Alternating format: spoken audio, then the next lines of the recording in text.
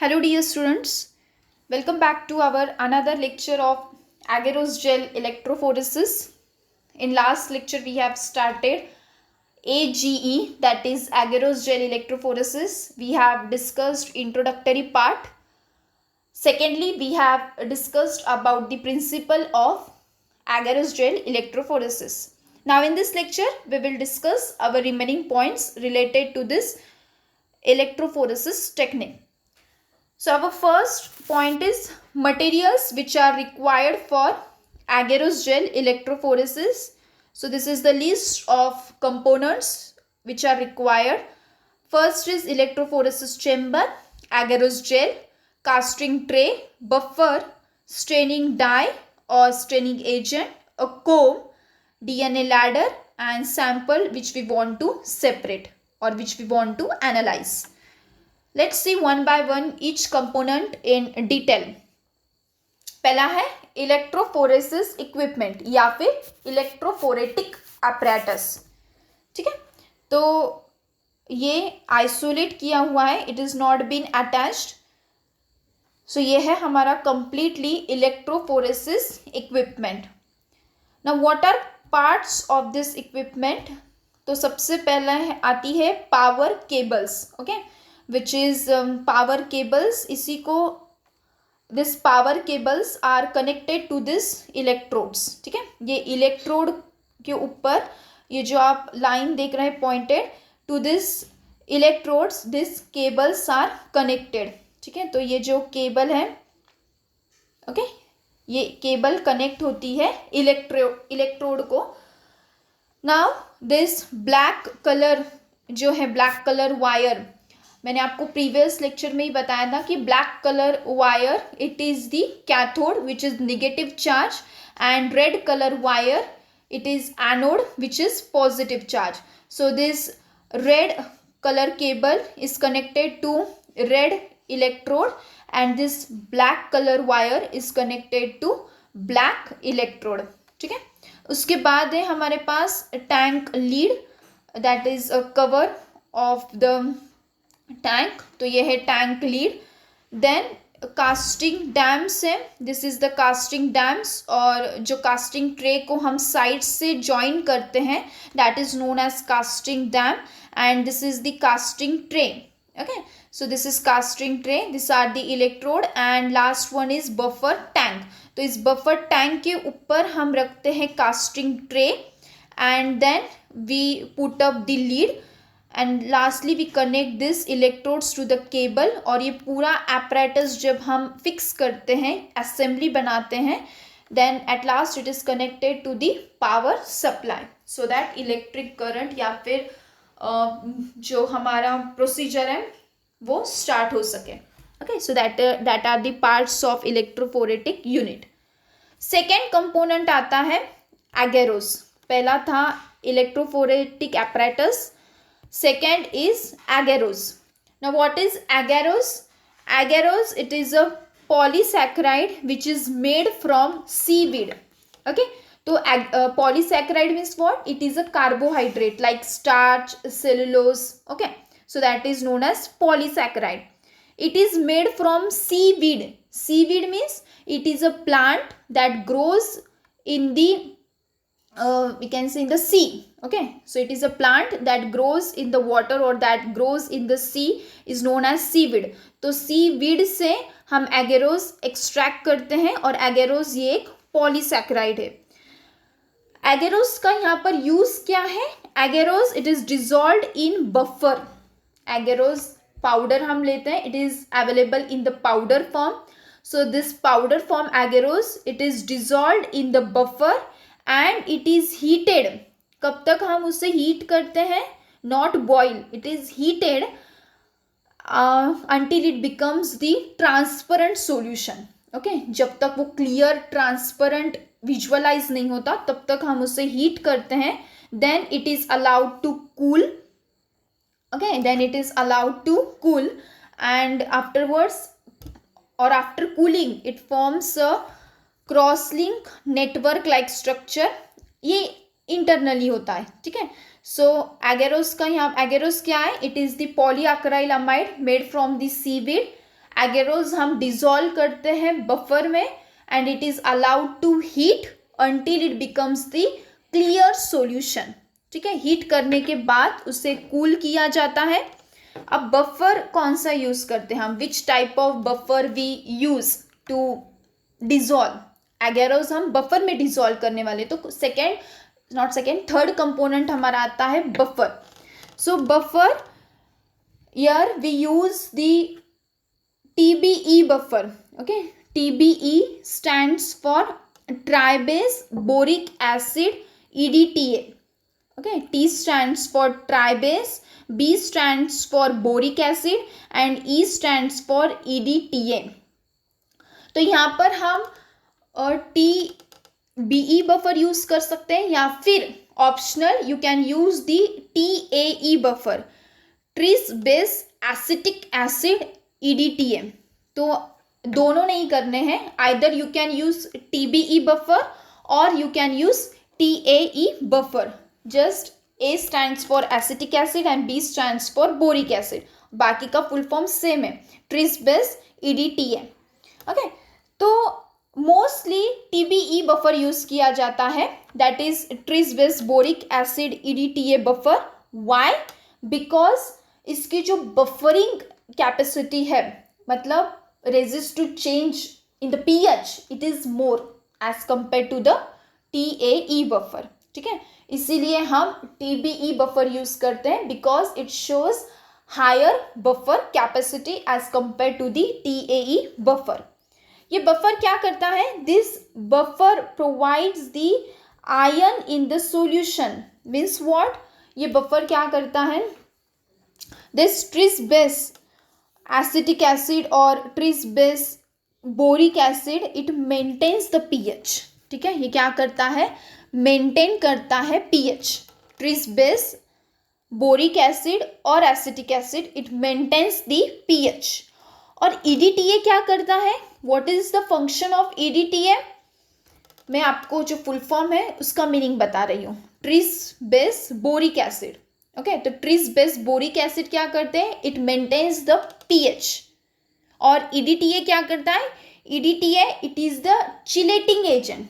ठीक है, यहाँ पर है EDTA, it is the chelating agent. Means what? It chelates the magnesium ions Mg2+. It chelates the magnesium ion. Chelating agent का मतलब क्या होता है? It is a agent that react with the metal ion. ठीक है, chelating agents are the agents that react with the metal ion. और यहाँ पर ये क्या करता है? It chelates the Mg2+ metal ion. और ये Mg2+ क्या है? It is the cofactor of enzyme DNase. Okay, Mg2+, it is the cofactor of enzyme DNase. DNase क्या करता है? It breaks the DNA. It breaks the double-stranded DNA. So this enzyme DNase, it requires Mg+ for its activity. ठीक है, ये जो enzyme है DNase, उसे Mg+ चाहिए होता है उसकी एक्टिविटी के लिए. So this is all to keep the DNA safe while running the gel. Mg क्या करेगा? Mg ये DNase को मोटिवेट करेगा. Mg it is the cofactor of DNase. Okay, तो DNase का काम क्या है? To break the DNA. और अगर उसको Mg2+ मिल गया, उसका फ्रेंड अगर उसे मिल गया, तो वो डबल अपनी एक्शन दिखाएगा. ओके, तो यहाँ पर ये EDTA क्या करता है? It inhibits the activity of this Mg2+. Mg2+ की एक्टिविटी क्या करता है? इनिबिट करता है. दिस EDTA Mg2+ को बोलता है कि now you chill, you keep quiet.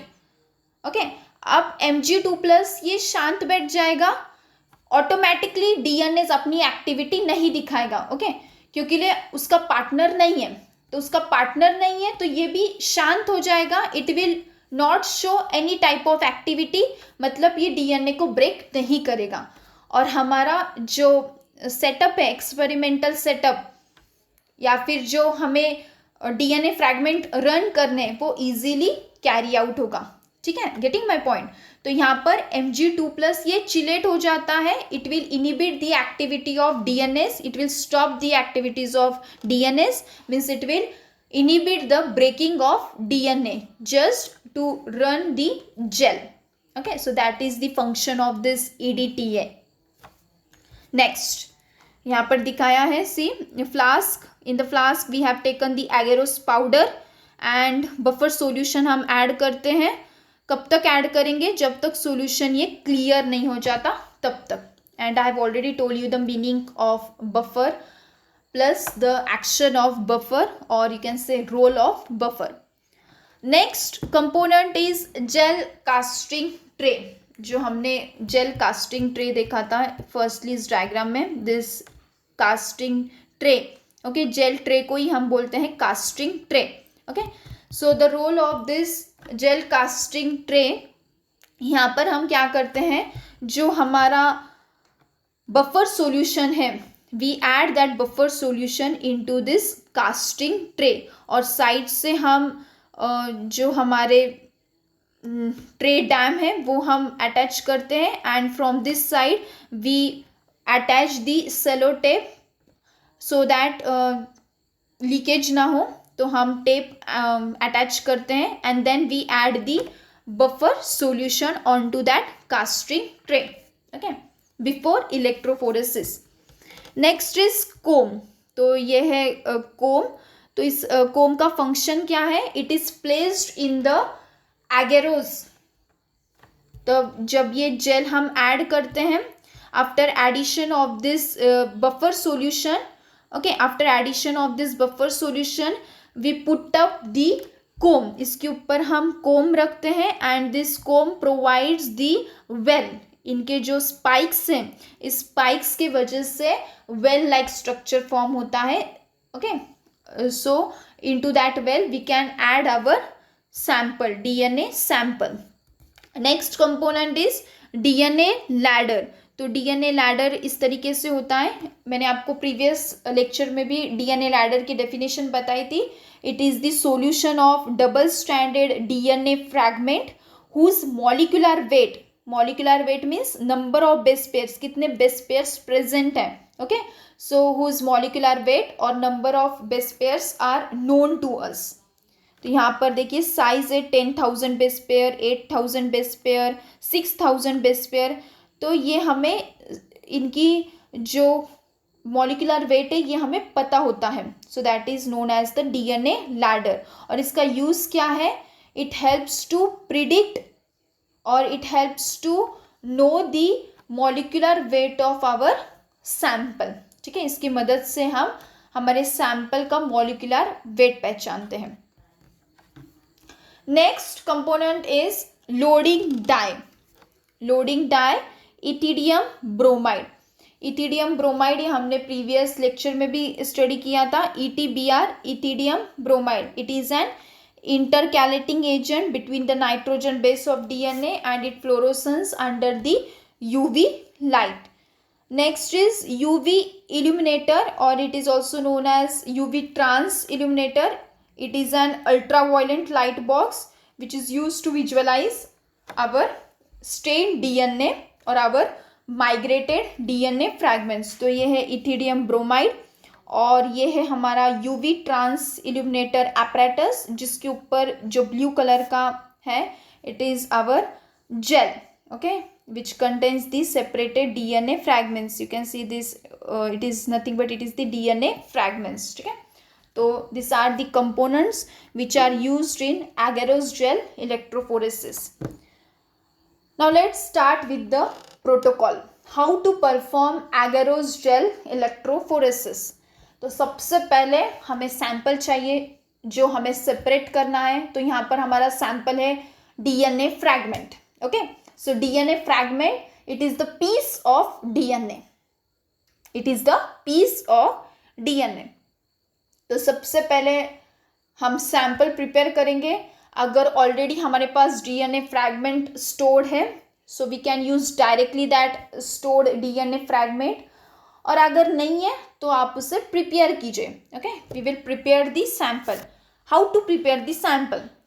So first step is extract the DNA from organism and place in tube. You have to extract the DNA from the organism and you have to place that extracted DNA into the tube.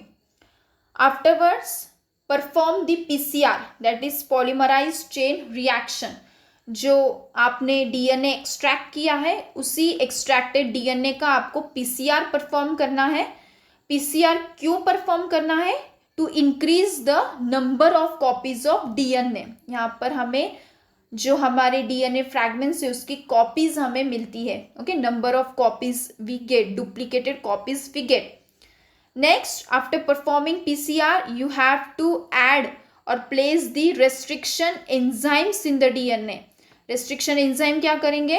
It will make the fragments of the DNA. ठीक है, DNA को cut करेंगे और ये DNA के fragments बनाएंगे. It will cut the large stranded DNA into smaller fragments. Okay, so that is the role of restriction enzyme. Next step, these fragments are then placed in loading buffer. तो loading buffer हम यहाँ पर use करते हैं. तो loading buffer like glycerol and dyes. ठीक है, हम यहाँ पर loading buffer यूज करते हैं like glycerol and dyes. Now why glycerol? Glycerol to maintain the viscosity. ठीक है, विस्कोसिटी मेंटेन करने के लिए हम यहाँ पर ग्लिसरॉल यूज करते हैं. ठीक है, viscosity means what? DNA it is light molecular weight. ठीक है, तो ये लाइट मॉलिक्यूलर वेट है, ये स्लीप हो सकते हैं जेल में, ये स्लीप हो सकते हैं, वेल से बाहर आ सकते हैं. So to settle into the well we use the glycerol, क्योंकि ये विस्कोसिटी प्रोवाइड करता है. तो वेल में हमारे डीएनए फ्रैगमेंट ये सेटल हो या सेटल रहे, इसीलिए हम ग्लिसरॉल यूज करते हैं. Okay, and loading dyes like we use the ethidium bromide. तो कुछ इस तरीके से we prepare our sample and then it is used in the agarose gel electrophoresis. Quickly summarise करते हैं हम सैंपल कैसे बनाया हमने. We have extracted the DNA from the organisms. Then we have performed the PCR of that DNA to increase the copy. Third, we have added the restriction enzyme just to cut the DNA and to obtain the fragments of DNA. Then these fragments are placed in the loading buffer like which contains the glycerol. Okay, loading buffer, it contains the glycerol and some strains like ethidium bromide. Glycerol क्या करता है? It provides the viscosity or it helps to maintain the DNA or it helps to maintain the fragments of DNA into the well. Okay, so that is the sample preparation and then it is ready to or then it is ready for the gel electrophoresis. Afterwards, अभी हमने हमारा sample बनाया है. We will just move towards directly to the flow chart. ठीक है, तो सबसे पहले sample preparation. Next step comes the preparation of agarose gel. Next step is to prepare the agarose gel. अब हम एगेरोस जेल कैसे बनाते हैं? We take the agarose powder. हमने ऑलरेडी देखा है ये जब हम कंपोनेंट्स देख रहे थे. तो हम एगेरोस जेल कैसे बनाते हैं? We weigh the agarose powder, add it into the buffer like TAE buffer और TBE buffer. इन दोनों में से कोई भी एक बफर में आप ऐड करते हैं. After addition you heat it until it becomes the transparent and allow it to cool at 60 degree Celsius. ठीक है, आप इसे कूलिंग के लिए रख देते हैं. That is the preparation of agarose gel. Next यहाँ पर एक पॉइंट है, ऐड इथिडियम ब्रोमाइड. देखिए यहाँ पर एक ये ऑप्शन है, जब आप आपका जो एगेरोस है ये कूल होने के बाद आप इथिडियम ब्रोमाइड ऐड करते हैं. Okay, either you add this ethidium bromide firstly means after cooling or you can add ethidium bromide at last step for visualization. Okay, अगर आपने पहले ऐड किया है तो it is not necessary to add at last, but if you have not added ethidium bromide firstly आप last में भी add कर सकते हैं. ओके, तो कूल होने के बाद आप इथिडियम ब्रोमाइड ऐड कीजिए और अगर नहीं किया है तो at last you can add it, but you have to add ethidium bromide. Mix it properly. After preparation of agarose gel, what you have to do? You have to pour it into the casting tray with the comb and allow to solidify. आपको वो jail casting tray में डालनी है और you have to put the comb जब आप jail add कर रहे हो, जेल ऐड करने से पहले ही कोम उस पर सिचुएट कर दो, कोम लोकेट कर दो and then pour the gel. Okay, carefully you have to add the gel so that bubbles are not formed. Keep that gel at room temperature for 15 to 20 minutes without disturbing until it is completely solidified. Okay, जब तक वो solidify नहीं होता है तब तक उसे disturb मत कीजिए. At least उसे 15 to 20 minutes required हो. Keep it at room temperature. Okay, and after solidification, जब वो solidify हो जाए तब आपको स्लोली कोम निकालना है. ठीक है, you have to slowly remove the comb. और जब आप कोम निकालेंगे it will create the well. We will see the diagram like this. Well it creates. Okay, तो ये एक वेल क्रिएट हो जाती है. And then after well creation और after formation of the well, what we have to do? After preparation or after formation of the this well, we have to add the buffer and load the sample. आपको buffer add करना है ऊपर से. कौन सा buffer add करेंगे? जो आपने प्रीवियसली यूज़ किया है, आइदर TBE. अगर आपने प्रीवियसली TBE बफर यूज़ किया है तो यहाँ पर भी आपको TBE ही ऐड करना है. अगर आपने TAE यूज़ किया है, here you have to add the TAE. Okay, तो यहाँ पर suppose we have use the TBE buffer, so here we will add the TBE buffer. Okay, आप उसके ऊपर जो आपकी जेल अभी सॉलिडिफाई हो चुकी है, वेल्स भी क्रिएट हो चुके हैं और वो जेल आपने आपके इलेक्ट्रोफोरेटिक यूनिट पे सेटल कर दी है. Okay, you have settle that gel on to that electrophoretic unit. अब यहाँ पर एक केयर आपको करनी है. केयर क्या लेनी है आपको कि you have to place the side of the well towards the cathode. ठीक है, जो आपके वेल्स हैं, जो आपने वेल्स बनाए हैं, तो वो वेल्स जब आपका जेल उस इलेक्ट्रोफोरेटिक यूनिट के अंदर रखेंगे तब आपको ये केयर रखनी है कि वेल की side it must be towards the cathode. Why? Because cathode is negatively charged and DNA is also negatively charged. जब हम इलेक्ट्रिक करंट अप्लाई करेंगे तो it must move from negative to positive. ठीक है, तो ये केयर लेनी ज़रूरी होती है कि वेल की जो साइड है it must be towards the cathode, that is it must be towards the side of the black wire. तो ये ध्यान रखना है कि जिस साइड में आपकी ब्लैक वायर है उस साइड से आप वेल्स की पोजिशन रखें. ठीक है, then after addition of the buffer you have to load the sample onto that wells. आपको सैंपल लोड करना है और जो फर्स्ट वेल है, फर्स्ट वेल में आपको आपका DNA लैडर लोड करना है. To the first well you have to load the DNA ladder and at the remaining wells you have to load the sample DNA. ठीक है, तो फर्स्ट वेल में आप लोड करेंगे आपका DNA लैडर जिसका मॉलिक्यूलर वेट, जिसका बेस पेयर्स सीक्वेंस आपको पता है, और बाकी के वेल्स में आप लोड करेंगे आपका sample DNA. Then apply the cover that complete electrophoretic unit with, again you have to add the TAE buffer. ऊपर से आप TAE बफर या TBE बफर ऐड करेंगे. ठीक है, you will add the TBE buffer on to it and then what you will do, you will close the lid, apply the electric current ये 80 to 150 volt के बीच में होना चाहिए.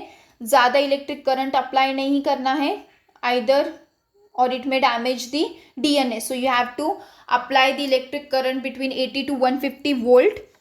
Run the gel at constant voltage. कब तक run करना है? Until band separation occurs. तो ये प्रोसेस के लिए 40 to 50 मिनट्स लगते हैं, ओके या फिर 40 to 45 minutes are required for this running the gel. कब आप स्टॉप करेंगे? जब तक आपको बैंड्स विजुअलाइज नहीं होते, ओके ब्लूइश कलर के अगर जब तक आपको डीएनए बैंड्स विजुअलाइज नहीं होते तब तक you will run that electrophoresis. Once the bands are observed, you will off the power supply and you will view the DNA onto the UV light box and show the results. Diagrammatically दिखाया है इसी। This is your casting tray, plastic casting tray. यहाँ पर कोम रखा है, आपने पहले ही कोम situate किया है। You will pour the agarose on to that casting tray, okay let it solidify. After solidification you will remove this comb. देखिए कुछ इस तरीके से वेल्स तैयार होते हैं और वेल्स तैयार होने के बाद आप जो ये व्हाट वी कैन से जो ये आपका कास्टिंग ट्रे है, ओके ये कास्टिंग ट्रे उठाकर आप इसे इलेक्ट्रोफोरेटिक यूनिट पे रखेंगे और you have to take care that wells की साइड कहाँ से होनी चाहिए, towards the cathode, okay it must be towards the cathode, that is black wire. यहाँ पर ग्रीन कलर की दिखाई है निगेटिव चार्ज और जो रेड कलर है it is the anode which is positive charge, ठीक है। तो इस तरीके से आप रखेंगे and you will connect this electrodes to the wire and afterwards आप पावर सप्लाई ऑन करेंगे and this DNA will fragments will start moving and in the first well you have to load the DNA ladder, ठीक है। तो इस तरीके से samples run होंगे। जो स्मॉलर फ्रैगमेंट्स हैं it will move faster and reach at the bottom and जो लार्ज फ्रैगमेंट्स है ये तो मिडल में रहेंगे या फिर टॉप में। So this is the running of the gel sample loading. आप ऐसे डीएनए इलेक्ट्रोफोरेटिक यूनिट पैक करते हैं। सेम डायग्राम है, see this is the DNA ladder or it is known as the marker DNA and these are the DNA fragments, okay this is the UV illuminator and this is our gel। ये हमारी क्या है, jail है और यहाँ पर हमें DNA fragments visualise हुए हैं। see this is the ladder DNA and these are the separated DNA। अब यहाँ पर हमारा जो ladder DNA it is 9000 base pair, ठीक है। ये जो लैडर डीएनए है ये 9000 बेस पेयर है। तो इसके जो पोजीशन में, इसके लोकेशन में जितने भी फ्रैगमेंट्स है ये फ्रैगमेंट्स फिर कौन से होंगे, it will be of 9000 not 900 base pair, okay it will be of 900 base pair.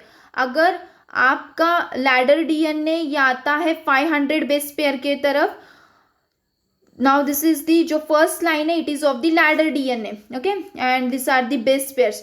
और अगर आपका सैंपल डीएनए ये यहाँ पर है, okay your sample DNA is here means what, it contains the 100 base pairs, okay if it might be here then it contains the 300 base pair, if it might be here then it may contain the 500 base pairs। तो आप इस तरीके से ladder DNA की मदद से base pairs या molecular weight identify कर सकते हैं, okay so that is there. And अब आपकी प्रोसेस कंप्लीट हो गई है। अब आप क्या करेंगे, you will take that DNA band of interest or you will remove the DNA from the gel by southern blotting. This is the different technique. Now what are advantages of this agarose gel electrophoresis? It provides a clear link between the similar results. Yes, यहाँ पर हमें जो result है इनका जो interpretation है ये बहुत इजी हो जाता है बिकॉज हम यहाँ पर डीएनए लैडर यूज करते हैं जिसका मॉलिक्यूलर वेट हमें ऑलरेडी नोन होता है, ठीक है। तो हियर वी यूज दी और here the interpretation of result is simple, it is simple to perform and it can test the DNA from any type of evidence like hair, blood, skin।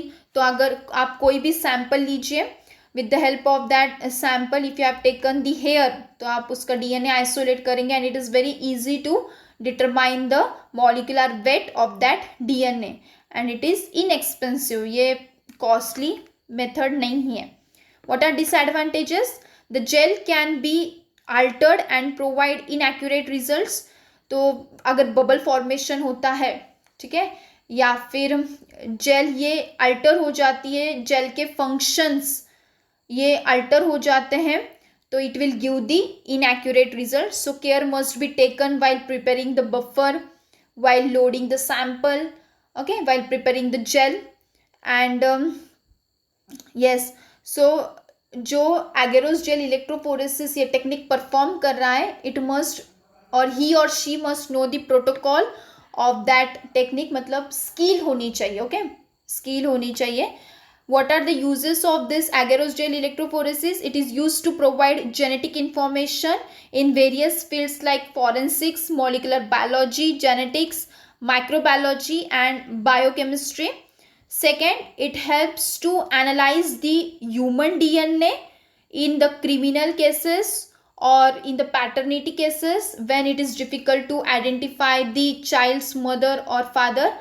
उस समय आप ये technique use करके DNA का analyse करके you can check or you can analyze that.